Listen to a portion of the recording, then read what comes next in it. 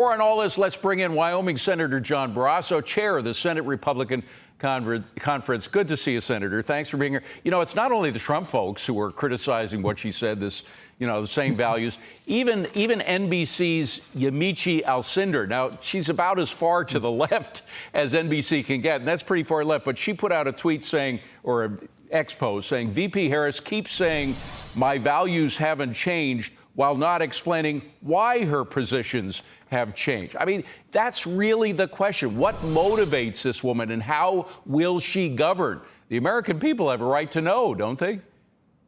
The American people do have a right to know, David. You're absolutely but by any definition, it was a softball interview with CNN. They just pitched little marshmallows to her. But it's no surprise that Kamala Harris wants to flip-flop on these dangerous positions that she's taken because they are losing positions. Like, she wasn't prepared for that interview, and she's really not qualified to be president of the United States. If she can't go and stand up against CNN, I mean, how's she going to be going toe-to-toe with China or the Kremlin? So she keeps saying, my values have not changed.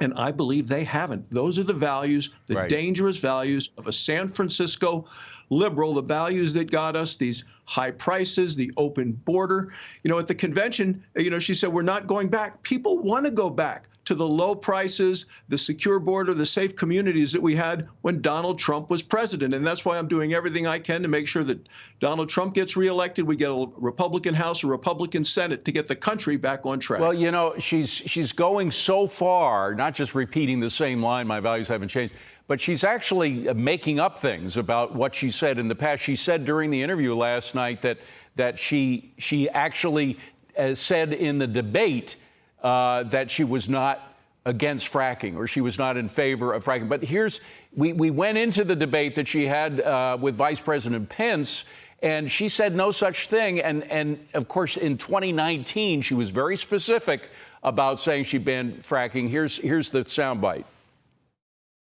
There's no question I'm in favor of banning fracking. So, yeah. No question. I mean, no question. It's that simple. Well, that's just one of a number of things. One is that she wants to ban fracking, and that's going to drive up energy costs for all Americans. When she was running back then, she said she wanted to eliminate private health insurance for Americans. Right. But she wants to give free health care to illegal immigrants. She went and actually worked to bail out criminals in the United States, but makes it easier for illegal immigrant criminals to stay here. So she's had all these policies, and it's cumulative damage that she's done to this country. Prices up 20%, 10 million illegal immigrants into this country, including members of criminal cartels, drug dealers, people on the terrorist watch list. That's why we need to get Donald Trump and J.D. Vance into the White House and a full Republican Senate and House to help them get the country together and back on track. Here's J.D. Vance was on Fox this morning, and here's his take on what he saw last night with her interview. Roll that.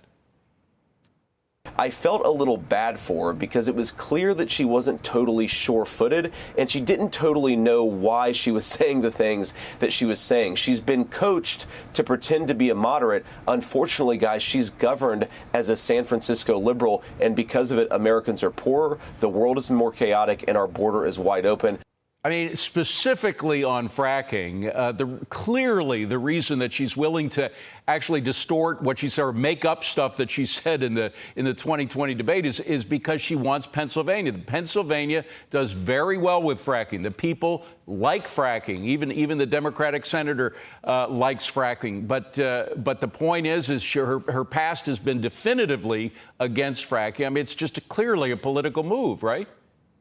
Yeah, these are all political moves by her, and she has been, as J.D. just said, coached to say certain things and certain buzzwords like laser focused. And on day one, David, her day one came almost 4 years ago, and that day she was laser focused on opening the border for 10 million illegal immigrants with free housing, free health care, free credit cards. She was laser focused on attacking American energy like fracking. And that's what this Biden administration has been doing, attacking American energy and our workers. That's why the gasoline prices doubled. That's why food prices went up so high. So I'm a lot less interested in what she said the last 40 days as I am the damage that she's done to this country over the last nearly 4 years, and she wants a promotion. She needs to be fired. Well, as far left as Biden himself has governed, and of course she was at his side, but he clearly has been pushing things, and maybe somebody was pushing him to push things that veered this country to the left. But it could go even further, and specifically in dealing with the law. Her legal, if she becomes president, her judicial appointments or nominations could really reflect the far left views that she comes from. Her brain trust, after all, is in Berkeley. And one of those guys, by the way, is the dean of the University of California, Berkeley Law School, a guy named Erwin Shermanisky, who actually, he doesn't want to just amend the Constitution to get a couple of tweaks in. He wants to replace it completely. He was on MSNBC earlier today to talk about it. I want to play that and get your reaction. Roll it. Rather than a series of constitutional amendments, isn't it time to start thinking of a new constitution? Isn't it absurd that we're governed in 2024 by a constitution written in 1787 for a small agrarian slave-owning society? Now, one has to think that the dean of the University of California in Berkeley, where she hailed from, is going to be top on her list of judicial appointments, maybe even a Supreme Court appointment. We may have a justice of the Supreme Court who wants to tear up the Constitution and replace it. Well, she's not going to get that even if she is president. I'm going to do everything I can to make sure she does not become president. But I'm also going to make sure we have a Republican Senate so that somebody like that who's been nominated by a President Harris, which I hope never happens, that we will block that nomination, that confirmation from ever coming into place. But what do you expect from the wackos in Berkeley? We in Wyoming call it berserkly. I want to tell you what very few people do in Congress and very few lawyers do. The 90 days running up to an election, I get the Federalist Papers, and I read one a day, and there's 85 of them, and slowly 3 or 4 pages. This is the basis for which the Constitution was written. I think that the more Americans understood the basis of our Constitution, how much we would respect and admire what those founding fathers were able to come up with.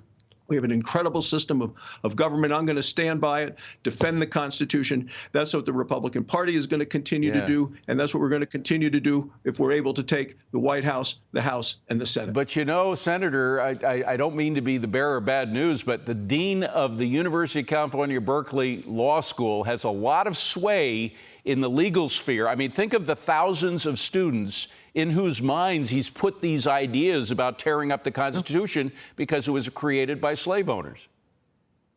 Well, you know, Justice Scalia in his writing said the real problem is that there are not enough law students and law schools that teach related to the Federalist Papers, who people don't understand the Constitution. And to your point, we've had judges nominated by the Biden-Harris team who have come to hearings in the United States Senate for confirmation and really didn't know the basics of the Constitution of the United States. I've seen John Kennedy go after those people, yes. Very effectively. We need to get the country back on track, and that involves a Republican House, a Republican Senate, and a Republican White House in 2025. I tell you, it's a critical moment when you think of the judicial appointments that could come out of the Harris administration if she ever becomes president. It would be frightening what might happen. Senator Barrasso, thank you very much.